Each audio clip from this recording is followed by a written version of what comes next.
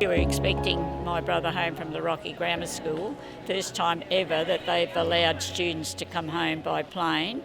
Must admit, not many people flew in those days. The boys had written home to say they're all coming home and I'll be the only one left there.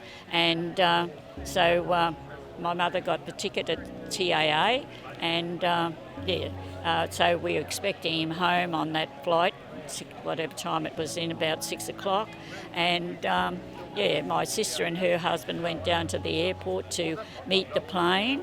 And they hadn't come home when I arrived to my mother's place on Nebo Road. She was watching the plane circling around. And so we went down to the airport. By then the plane had partly landed but took off again because of the fog at the end of the the airstrip.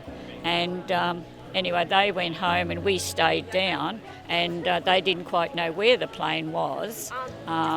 So they thought it might have gone to Townsville or it might have went back to Rocky. They had refuelled in Rocky because they knew it was foggy here, and that's what they thought they would do if it happened. But he must have thought the fog was going to lift and he could land. But anyway, we were informed later that they'd lost contact with the plane, and then later on they had told us the plane had crashed.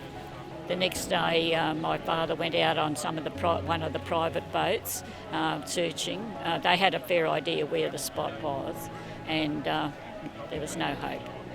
You know, on days like this is when it really hits you. You know, 65 years seems a very short time. Yes, and it brings back a lot of memories, and especially when you hear people talk about it and everything. Yeah, it's sad. And you wonder, like though my brother was 15, you wonder what his life would have been. He turned 80 this year, and what he would have done.